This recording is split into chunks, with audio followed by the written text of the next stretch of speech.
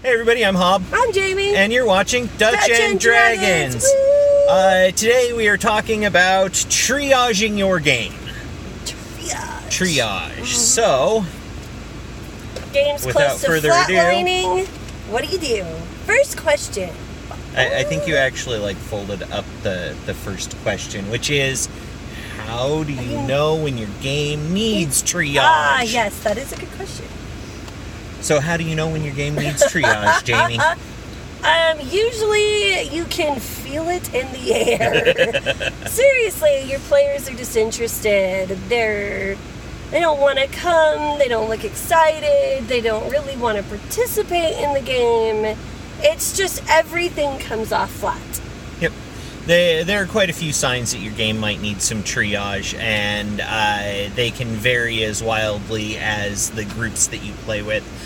Sometimes it will be people acting out in ways that are inconsistent with the game in general.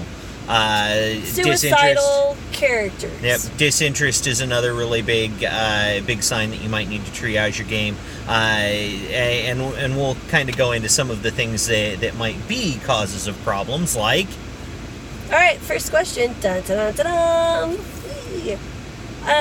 What do you do when the adventure is the problem? They just don't dig the adventure. Yeah, so they're not biting on the storyline. They're not enjoying the tale that you're spinning. They're not participating in the tale that you're spinning. I was about to say, usually you can tell if the story is the problem or the adventure is the problem because they're just not participating. Yeah, they're just not interested. They're not engaging in it. They go chase rainbows in hopes to find something more interesting, or they go through the motions in the hope of getting it over with quickly. Mm-hmm. This is they all groan when fights come up because it slows down their progress to the end of it. This is actually really easily solved by simply talking to your gaming group. And asking them what it is that they're enjoying, what it is that they aren't enjoying, because even when they're not really digging the story or the adventure, there will be little glimmers of things that are like, oh yeah, they really, really like that, and more than likely, that is where your adventure is lacking, which is to say that you need more of what draws them in. Is it too slow? Is it that there's not enough murder hoboing? Is there too much murder hoboing? Is it the setting? Even the setting sometimes can just really throw players off. So it's really good to go, hey, you guys don't seem like you're really enjoying this. What about it is dragging you down? Yeah. What's bumming you out? Yeah. Ask the question, make adjustments to fix the problem, and iterate. Yep. Start again. Well, or... Yeah. Not necessarily start again, but refresh your story. Yeah. Question number 2. How do you know when to call time of death? The story is flatlined. The game is flatlined. It's just not going to happen. We've had to do this a couple of times, actually. No, I think we only really called a time of death on a game once, where we gave it a cursory ending and then moved on. And that was because we had more than one triage problem happening at once. Yeah. We had a multi-issue scenario, and those are harder to deal with, but it's dead when it's dead, and you'll know. You'll really, really know that it's just time to cut the cord, bail out, whatever it is that you need to do, or reset the game. When your players are like, we thought we would really enjoy this, we don't enjoy this, we'd like to play Pathfinder instead. Yeah. Well, I mean, that's a hint that there's probably not. That's a system change. Yeah, it's probably not going to recover from that. Yeah. You know, but anyhow, you'll know, you'll have the feeling, it'll sit in your gut, and you'll be like, this game is dead. Just dead in the water. And so you call it, you come to your players, sit down, and be like, look, guys, I think that this has gone as far as it's going to go, and it's just not working. I'm going to give it an end. Like, usually players will appreciate it, like, if you give it an end. If they say, we don't even need an ending for it, just tell us how it ends, then you really know that it's been stepped in. Oh, yeah. All right, next question. Next question. Bum, bum, bum. It's sticking together. What if the size of the group is causing the problem? And I think this is a good question because D&D 5e, they say it's for 4 to 6 players. I can do math on my fingers. Woohoo! I feel though that at 6 players, you're really pushing it. You really are. Combat gets chunky, and you'll see some of the online live play or actual play shows have more players from time to time, but they aren't steadily at that number. So you can have a group that expands and contracts a little bit every once in a while above that 4 to 5 player mark, but anything over 6 and it doesn't scale. No, it really doesn't. And then everything it gets, and then combat takes for just ever. Even if you use the good combat tricks, like letting people say, okay, you're on board, you need to start, Yep. Yeah, even if everybody knows where they are in initiative order, you figure that you're looking at anywhere between a minute and a half to 3 minutes per player. At 6 players, I get players who start to play Candy Crush. Yeah, it's 18 minutes between turns. Yeah. You're sitting functionally doing nothing for 20 minutes. Yeah, and I get players who start to play Candy Crush. Yep. And I don't appreciate that. So. And it only gets progressively worse as it goes along. So how do you fix it? Now we've canvassed why it's bad. How do we fix that? How do you fix it? Honestly, you split the group. You break your group up into 2 smaller groups and run on different days, or run on the same day and just have them cross. Have an hour or 2 between them, but you split your group up into into 2 smaller groups, and that's the easiest way to fix that problem. Yep, easiest way. Next question. That is if you have enough players to do that. If you're just 1 or 2 players over, then I would suggest looking up tricks to make the combat kind of go a little faster. Do things to speed up your combat. Do things to encourage your players to work. To be faster. You can use timers. There's tons of tips and tricks all over the internet on how to make your game faster. But we're going on to our next question, which is, how do you handle external player conflict that disrupts the game to the point of breakdown? And we'll answer that right after in a minute.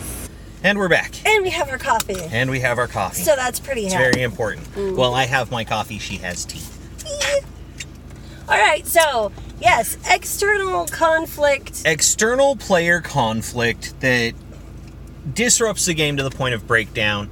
Depending on the players that are involved, more often than not, and the type of conflict, more often than not, you can pull the players aside, have a discussion with them about what's going on, and you kind of have to play therapist in this. You've got to let each of them get their grievance out, whatever it is, and maybe it's not a grievance. Maybe they are just a comedic duo, and their conflict isn't actually conflict. They're doing it because they think it's funny, but it's disrupting the game. So you have to have this conversation with them. Or one of them thinks they're funny. Or one of them thinks they're funny, and the other one doesn't think they're funny. And I mean, like, it happens. There are so many different kinds of external player conflict that can create disruptive and breakdown type situations in the game that you have to address it. You have to pull them aside, and you have to do it very, very quickly before it breaks the game down completely. Yeah. Swift action. If it cannot be resolved, then again, if you have enough players, splitting somebody off into another gaming group might be helpful. Might be. I really don't like to just say, kick somebody out and tell them not to come back. That is a pretty extreme. I have heard, I've seen groups where that's had to have happened to. I've done it. I've had to do it. I had a gaming group many moons ago that we had a couple of players who they didn't have they didn't have a player conflict. They created player conflict by being intentionally disruptive to the gameplay itself. They didn't want to play as part of the team. They really wanted to kind of do their own thing and go off and do their own thing. So they were constantly splitting the party. They were constantly complaining that they weren't getting enough attention. And they were constantly being a problem as a pair of people. And I eventually had to ask them to leave the game and not come back. So it does happen, but that sucks. Yep. Okay. Next question. What if you, the DM, are the problem? Fire yourself. Yeah. Basically fire yourself. I mean, like... Sometimes players and DMs just don't gel. It happens. Maybe you're too strict. Maybe you're not strict enough. Maybe you just... Too many house rules. Maybe... You're not really clear on the rules of the game. Maybe you're not experienced enough. You need to take a real self-assessment. But if you say, hey, this is not going well, obviously the game is not working, what's not working about it for you? And your players say, well, you are too, and something. I mean, you really have to, as a DM, be able to take that sort of thing on board from a group and either change or go, okay, well, that's just how I DM, so maybe I'm not the best DM for this group, and maybe someone else should be doing it. Yeah, give someone else the opportunity. Maybe take a break and reevaluate your DMing style. See if it's something that you can change away from, and work from there. Well, like our DMing styles, I am a very roleplay heavy DM. Mm-hmm. And I'm a little more tactical, but I'm also a little more story heavy. Yeah. At the same time, so like I tend to try and push more story from my end, and I don't do it intentionally. It ends up happening. It just ends up happening. And I try to curb that. So, but I also tend to improv a lot more. Yeah, and I tend to be a little more structured and a little more role play heavy and a little more. If you can talk your way out of it, that would be a good way to go. And sometimes our players really like that, and sometimes they don't. Sometimes they're like, could Hob just maybe DM for a little while so we can get a little more combat in? It really depends on their mood. Yeah. And we trade off a lot, so I think that helps.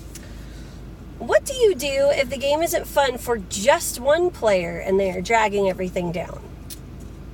Same as you do with any other player kind of situation. You really just have to take the player aside and be like, look, this isn't your thing, and I get that, but you can you can choose not to come. Yeah. And you can come in at the next story that might be more fun for you. Or you can come, but you've really got to you're going to have to you're either going to have to come up to the level of the game, or we're going to have a discussion about how you can participate without dragging the whole game down.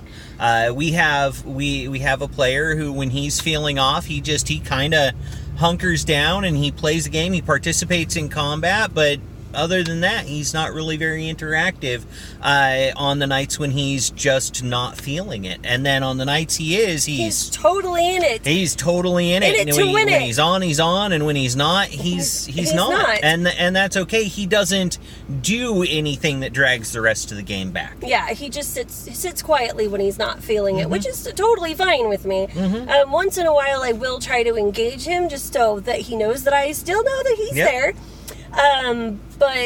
And sometimes that's all it takes to drag him into the game. Yeah, is to just engage him a little more. But on the days that he's and he's got a wildly stressful job, so on the days where he's just sitting quietly and he doesn't really seem like he wants to be in the game, I don't try to force that, because he's not being disruptive. Right. He's just not being participatory. And that's another big thing you have to kind of, as a DM, start to look for. You are going to have players that are just not as participatory as other players, and that's fine. True story. So, next question. If I can open the next question, we'll get another one. Here we go. Okay. It's like opening plastic bags. I printed them on cardstock by accident. Well, I printed them. She just left the cardstock in the printer. So, is it a group accident? I think it's a group effort. It's a group accident. It's a group effort. Ooh, excuse me. What do you do if a couple who plays in your game splits up and it is not amicable? That one is... That's fun. Pick your favorite and kick the other one to the curb. I mean, really? It's sort of harsh. It's sort of harsh, but sometimes breakups are messy, and if two people can't be in the same room, two people can't be in the same room. Now, again, if you are a multiple game night kind of GM, you can split them up, and that's perfectly fine. Never the two shall cross sort of thing. Yeah. Don't cross the streams, right? Ends the universe. Don't cross the streams. The universe will end. But no. So realistically, if you have multiple game nights, you can split the couple up into separate game nights. If you don't have multiple game nights, unfortunately, you're just gonna have to pick one. Or the group as a whole is going to have to come together without those two and decide which one gets to stay and which one has to go. I mean, it seems like it's really harsh, and a lot of people will say, "Oh, well, you keep them and you tell them that they can't fight." No. No, that's actually not the way things work. No, because what will end up happening is it'll be really tense, and everyone at the table will feel it, and it will just. It devolves. It will significantly impact the tone and mood of the room, which will most likely create a disruption in the tone and of the mood drag of the game. whole game. Drag the whole game into it, and it gets ugly. It's never pretty. Unfortunately, it really just does have to be a vote of who gets to stay. Yeah. Sorry, guys. All right, next question. What are the common causes of game stalls or breakdowns? Might as well throw that one out. We've already been talking I know. about I mean, we've really already talked about this. I'm trying to think if there's anything else I could add. Us, the game master, the adventure. We've talked about a couple of different interpersonal problems. Yeah, I mean... there's that's really gameplay style, game system. This is what's the first step to triage. We did that. Hey, woohoo! We can throw that one out. We can throw that one out. Let's see what else is in here. What do you do when a character or the whole party is the problem? Okay. What if you have a party and it's oil and water? You just cannot get this party to party. So there are a few different reasons this can happen. So it could be that the character classes and archetypes that they've all chosen to play, along with the personalities that they've chosen to express, don't gel together. It could be shoes paladin and a conquering paladin and a necromancer. You can come up with about a bajillion reasons, but most of the time, this is because this actually occurs because the party does not have a common cause to be together. Mm-hmm. And this is the most important thing about a gaming party, about a party of adventurers, is they have to have common cause. They have to have a reason to be adventuring together. And unless there is a reason for them to be adventuring together, it's not going to work. They're all going to go, you're going to get them into an adventure, and guess what's going to happen? They're going to scatter like cockroaches when the light turns on. Gone. They're going to disappear from each other. They're going to get into situations that are going to cause all kinds of problems. It's going to drag the game down, and you're going to end up with a TPK. Yeah, I mean, think about it as a reenactment. If you were doing a reenactment of the Civil War, North versus the South, you wouldn't have a party that consists of both of those sides trying to do a reenactment on one side. Yeah. You know, it wouldn't work. Like the whole thing, that just doesn't. There's no common cause there. No. So we are big about every person, every player needs to come up with a reason that their player character is adventuring. Right. But they also have to have a reason that they're adventuring with the people that they're adventuring with this specific group of people. Yeah, why this specific group of people? What do these other people bring to your adventuring life that would make it so you adventure? That makes it beneficial. Yeah, and that has to be something they think about. True story. All right. One more. Is using retcon more acceptable in a triage situation. So we always say don't retcon. We prefer not to retcon. It. Sometimes you will have to do it. Sometimes it's unavoidable. I think triage situations are one of the times when it is most acceptable to retcon. Agree. Simply because it may be something that occurred earlier in the game that created the problem unintentionally. Or it may be that you're working a particular character out of the storyline and you have to retcon a couple of things to do that. Yep. And that is retroactive continuity, by the way. So you're correcting a continuity issue because of the exit of a particular player or a particular character, whatever. That is an acceptable reason to something retcon, went wrong, and you've got to like kind of get everything back on the rails. Yep. So yeah, I would say that it is more acceptable in a triage situation, though for the most part you try to say don't retcon, just work it into the story. Sometimes you got to retcon a thing. True story. But that's all the time that we have for questions today. We're done. Thank you so much for joining us. Yep. If you enjoy what we're doing, you like our videos, please click the like button, click the subscribe. If you don't like what we're doing and just want to hate watch us, go ahead and subscribe. Too. If you love us, click the button that gives you a notification so that you can see all of our videos when they're posted. Comments, questions, ideas, suggestions, whatever you want to say, put it in the comments below, and we'll either add it to the videos or we'll answer the questions in the videos in the future. Thanks for joining us, everyone. Right. Have a great day. Have fun storming the castle.